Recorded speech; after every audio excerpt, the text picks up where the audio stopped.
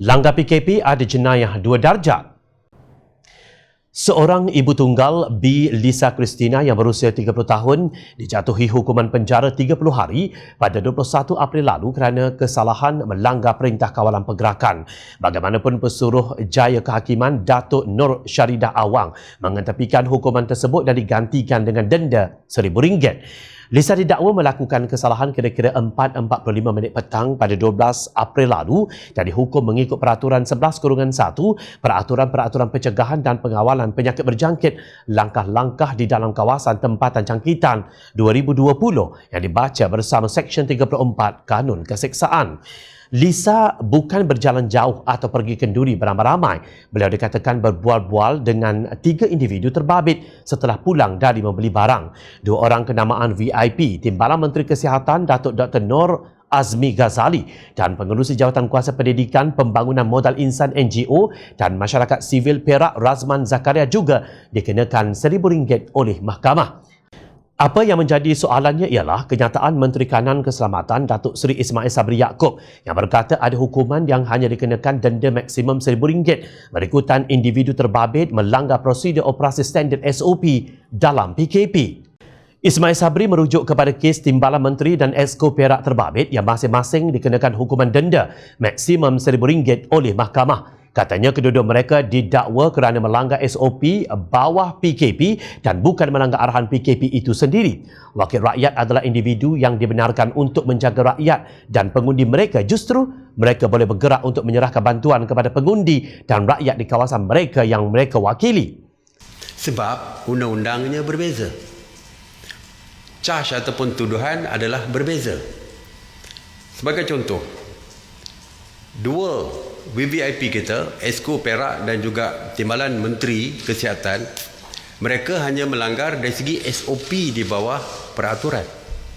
SOP. Bukan melanggar perintah PKP. Sebab saya dah sebutkan bahawa wakil rakyat merupakan individu yang dibenarkan untuk bertugas sewaktu PKP. Mereka jaga kepentingan rakyat mereka di bawah. Jadi tentu saja mereka mesti dibebaskan untuk bergerak untuk memberikan bantuan dan kebajikan kepada pengundi-pengundi ataupun rakyat di bawah. Jadi mereka dibenarkan. Kata Ismail Sabri, mereka melakukan kesalahan dari segi penjarakan sosial.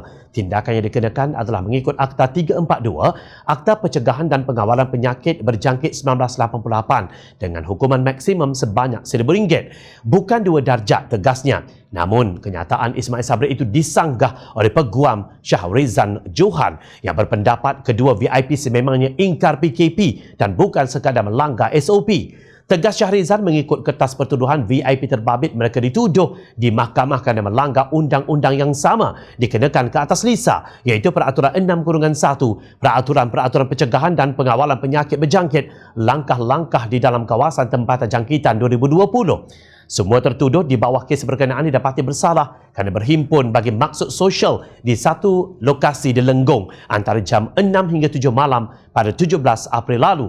Ini bermakna mereka bukanlah langgar SOP sahaja tetapi jelas melanggar peraturan PKP itu sendiri dan boleh dihukum bawah Peraturan 11/1 Peraturan sama. Jika mereka sekadar langgar SOP, mana mungkin mereka boleh didakwa di mahkamah. Tidak mematuhi penjarakan sosial bukanlah jenayah dan Timbalan Menteri dan Exco tersebut bukan didakwa sebab tidak patuh penjarakan sosial tetapi sebab berhimpun sewaktu PKP untuk maksud sosial. Maka sepatutnya tiada beza jenayah Timbalan Menteri dan Exco dengan jenayah rakyat biasa dalam hal ingkar PKP ini. Bidas beliau dipetik roket kini. Syahrizan berkata Ismail Sabri tidak wajar membeza-bezakan dan meremeh-remehkan jenayah yang dilakukan golongan VIP dan rakyat biasa dalam hal yang membabitkan PKP. Dalam bahasa mudah, kedua VIP terbabit telah melakukan jenayah kerana ingkar undang-undang sendiri. Kini Menteri Perumahan dan Kerajaan Tempatan Zuraida Kamaluddin pula didakwa melanggar garis panduan PKP apabila beliau diiringi puluhan orang ketika meninjau kawasan banjir di Kampung Jawa, Klang, Sabtu lalu. Adakah beliau akan didakwa? Jika tidak, dakwaan ada 2 darjat dalam tindakan ke atas individu yang melanggar PKP yang membezakan VIP dan rakyat marhain adalah benar.